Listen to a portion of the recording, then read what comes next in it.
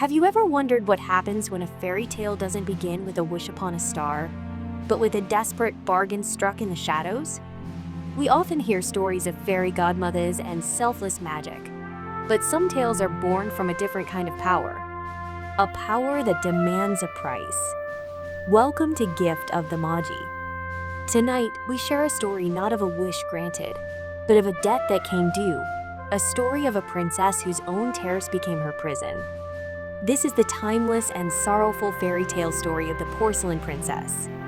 In a kingdom nestled between rolling green hills and a deep, ancient forest, a noble king and a gracious queen ruled with kindness.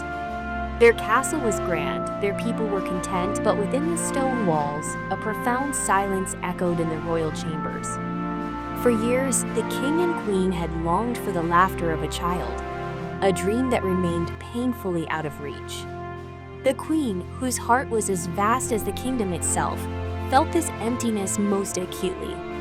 Every morning, she would walk through the royal gardens, her fingers brushing against the blooming roses, imagining a small hand in hers. The king would watch her from his balcony, his own heart heavy with a shared, unspoken sorrow. Their love for each other was a fortress, but this one missing piece was a ghost that haunted its halls. One suffocatingly hot summer afternoon, when the air was thick and still, the queen felt an overwhelming urge to escape the castle's quiet grief. She sought refuge in the cool, green depths of the ancient forest, a place of whispers and secrets where she believed she would be truly alone. She found a hidden lake, its water clear and dark, and waded in, the coolness a welcome shock to her warm skin. Queen, oh, to finally be alone with my thoughts. Mysterious woman, you thought wrong. The queen gasps, turning quickly. An old woman with eyes like polished river stones and hair like tangled silver roots stands at the water's edge, leaning on a gnarled staff. Queen, I did not see you there. I will leave you to your peace. Mysterious woman. Wait, you seek solitude, but that is not what your heart truly craves. I know of the silence in your castle. I know of the empty cradle. Queen, I don't know who you are. What would you know of my life? Mysterious woman. I know that you desire something more than anything in this world. And what if I told you I could give it to you? All I ask for in return is a moment of kindness. A simple trade. You share your food with me, and I will share the answer to your prayers. Queen. All I have is this loaf of bread, meant for my journey home. Mysterious woman. And all I have are these mangoes, which have begun to rot in the heat. Your offer sounds far more appetizing, Your Majesty. Mysterious woman. It is yours. This kindness will not be forgotten. In return, I give you this. Mysterious woman. This is a feather from the Alari, a bird known only to my home, which is of no concern to you. Take it. Place this feather where you wish to see your dream realized. In 3 days, your gift will arrive. But be warned, Queen of the Silent Halls. Magic born of bargains is a fragile thing. It must be respected.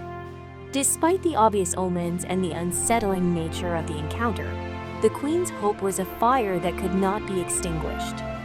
She returned to the castle, her heart pounding with a mixture of fear and excitement. She crept up the winding staircase to the highest tower, to a room they had prepared years ago, a room that had become a monument to their disappointment. There, in a beautifully carved wooden cradle, she placed the shimmering feather. 3 days passed. On the morning of the third day, a sound unlike any other echoed through the castle. It wasn't the birds in the garden or the ringing of the breakfast bell.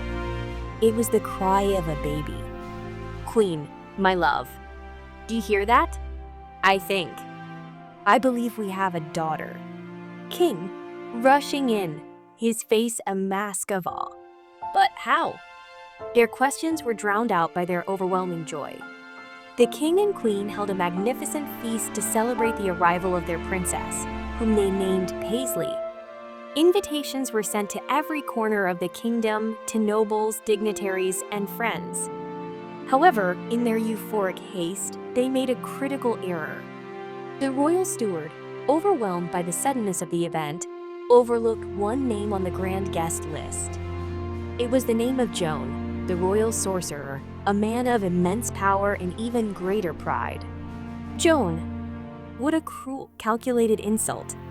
I, who have advised this family for generations. The kindest, most powerful sorcerer in the land, and they neglect me? They celebrate a child born of some back alley magic, while I, the architect of this kingdom's mystical defenses, am cast aside like a commoner. Leonard the Crow, a low, gravelly caw. Joan, I gave them everything. My knowledge, my protection. And this is my reward? An empty seat at the table? Oh, I will show them what it means to be forgotten. I will give them a gift of my own. Come, Leonard. We have a princess to visit. Joan, little baby, soft and fair, sleeping without a single care. It would be a poetic justice to steal your voice. But no, that's too simple. Instead, I will take your laughter. You shall never know its joy. And as for your sorrow, every time you cry, every tear that falls, a piece of your very skin will harden and turn to plaster. Joan, you're right, Leonard. That's not nearly dramatic enough. Not plaster, porcelain. Her skin will turn to delicate, fragile porcelain. Then they can fear her breaking, just as they have shattered my pride. The curse of silence is now upon you, little princess. Let's see how they celebrate you now. Queen, I'm just getting little Paisley. She'll be right down to join her party. Queen, she's hot. Your Majesty, get the doctor. It's as if she's been burned. Doctor, Your Majesty, this is the most peculiar thing I have ever witnessed. Her skin, at the sight of the tear, it is hardened, like a scab. King, a scab? Doctor, no, not quite.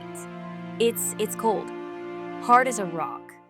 Queen, no, not a rock. It's smooth and cold, like a piece of porcelain.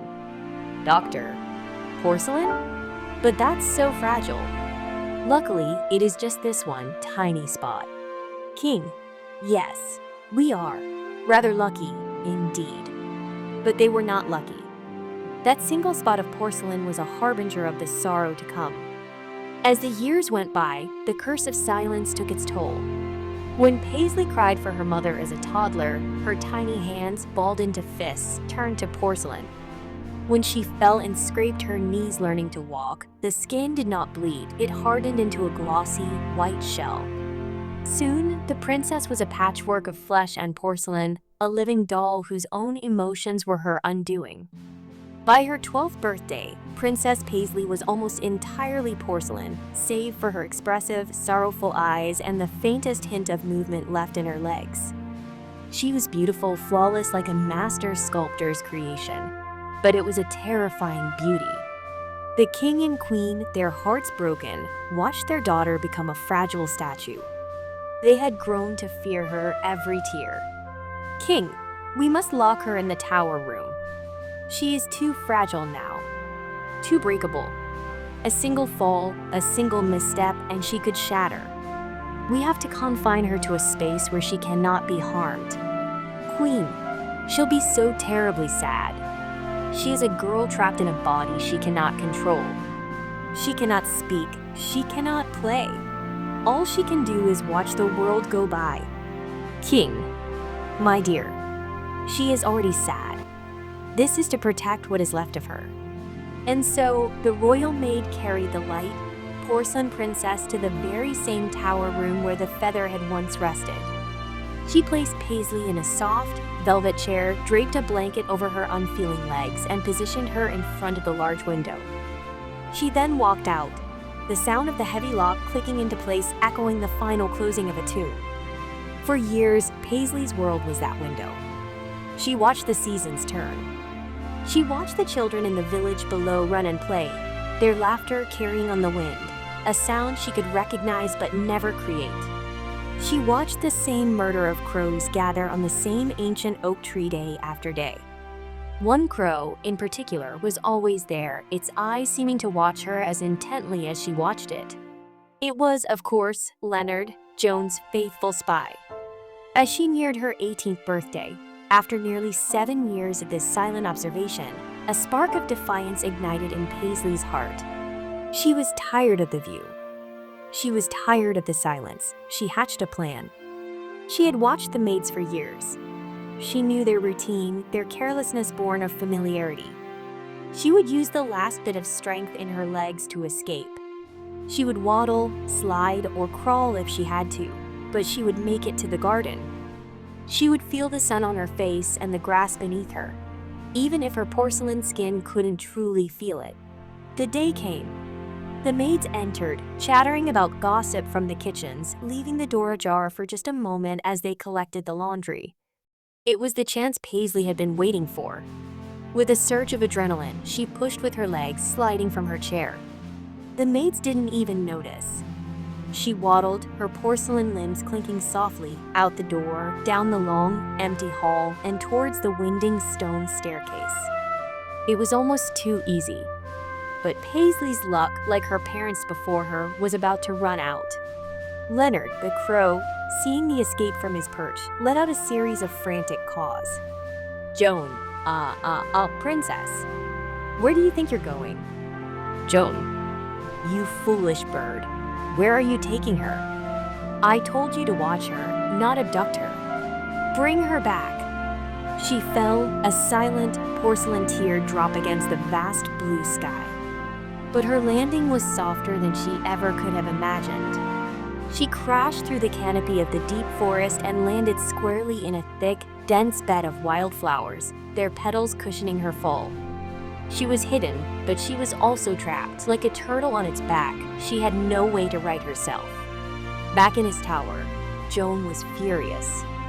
"Joan, you imbecile.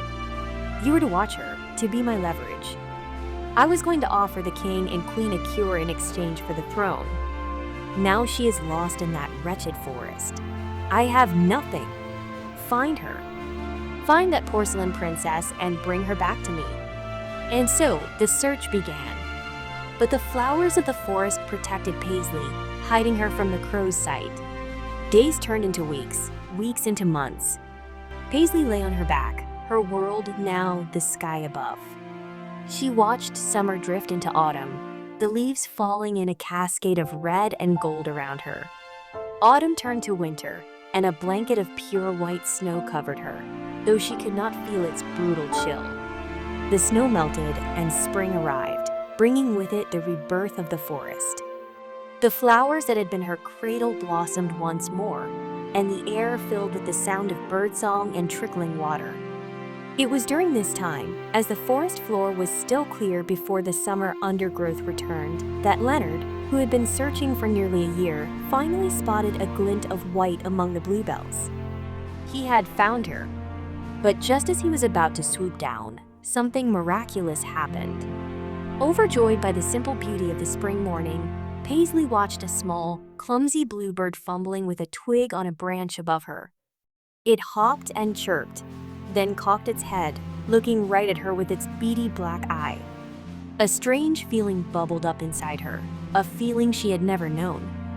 Without thinking, without a moment's hesitation, Paisley giggled. It was the first laugh of her life, and it was magic. A crack appeared on her porcelain cheek, not from damage, but from release. The crack spread, branching across her entire body.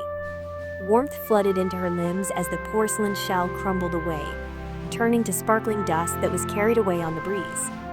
Paisley sat up, wiggling fingers made of flesh and bone, feeling the soft petals beneath them for the very first time. At that exact moment, Joan appeared in a swirl of dark smoke, Leonard on his shoulder. "Joan, never send a crow to do a sorcerer's job." Who are you?" "Paisley? You don't recognize me?" "Joan, no, it can't be. The curse, it was perfect." "Paisley." "It was.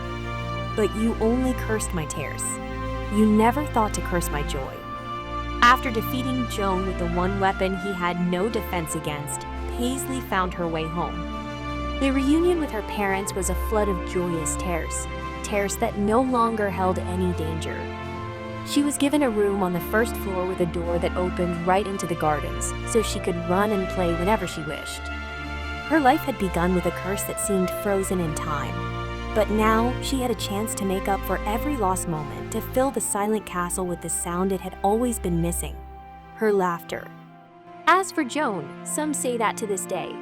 If you look closely in the ancient forest, you might see a large crow being bossed around by a smaller, perpetually irritated one, an odd sight, but not nearly as odd or as wonderful as a porcelain princess finally set free.